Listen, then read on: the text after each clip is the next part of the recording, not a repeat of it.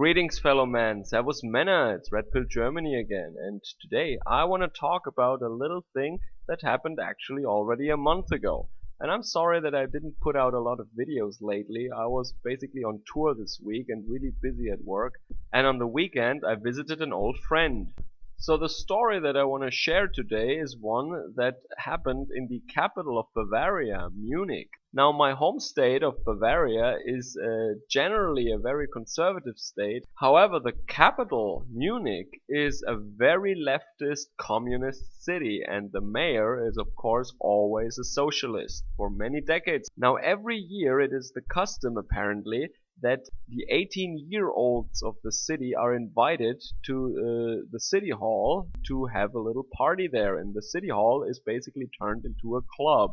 Now, this whole thing happened already in the end of October, but it just a couple of days ago became apparent that there have been some incidents this year. So for an entire month, the authorities in Munich managed to keep the public in the dark about these incidents. So what happened was that there were, of course, some attempted rapes and some sexual harassment, and the perpetrators were immigrants from Syria who claim that they are 18 years old. Who knows if that is true or not? And they were also among the guests at the city hall. So apparently 2 girls were approached by these quote-unquote refugees, but the girls said that they were not interested. They clearly said, no, go away. Then these guys tried to pull the girls into an empty room to have their way with them. Security personnel went between the aggressors and the victims and put an end to the situation. There were more incidents similar to that night in the city hall of Munich.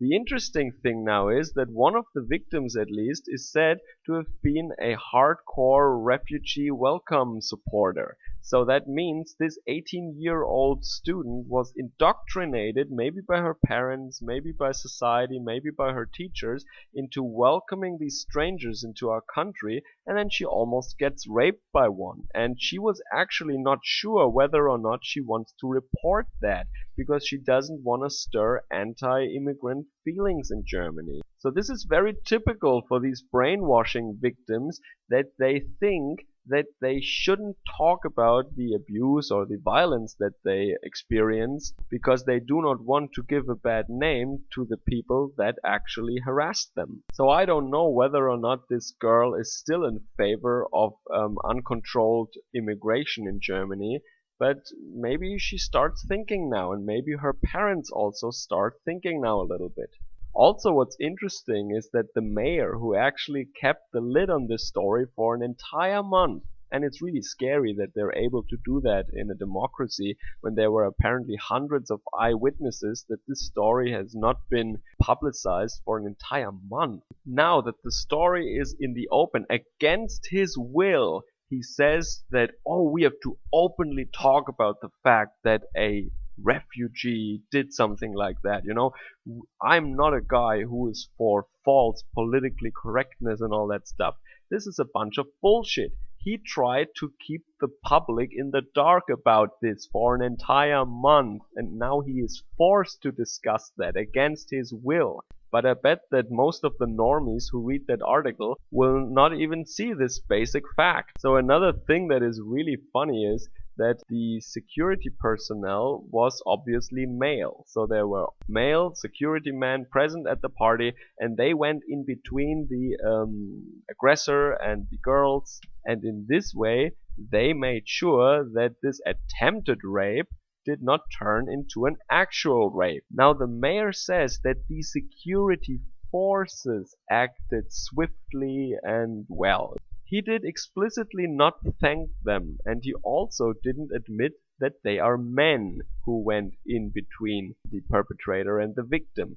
What he says then, however, is very revealing. He says that so that this will not happen again next year, at next year's event, he will additionally have female staff that is specially schooled so that, or trained so that they can see these situations building up in advance and prevent these nasty situations from happening in the first place. So this is absolute insanity in my mind. So instead of capable male security personnel, or well, in all fairness, he says additionally, but additionally he wants to have some females in there who talk to people. This is ridiculous. What you need there, and what worked really well this year actually, is that there are strong, capable men in there who prevent these things, because they just pull that guy away, or they just physically go in between those people and their victims. You don't need specially schooled females who talk to some girls, you know. Maybe I'm reading too much into this, but what I see here is that white knighting or protecting women is a thing that you will not receive any thanks for. I mean, these security men, not security forces, they were security men. They went in there, and I don't know how dangerous it was. Maybe they risked their lives, at least they risked their health to protect these young girls. But nobody thanked them. Not even the girl thanked them, apparently. Apparently, she feels sorry for the migrants still. And to make things better, next year they want some female staff attending this event, so that these things can be prevented. He doesn't say how the presence of females would prevent that. That remains his little personal secret, apparently. But am I the only one who sees the total contempt for the service of the security man here? He did his job. He actually performed his work successfully. He prevented a rape.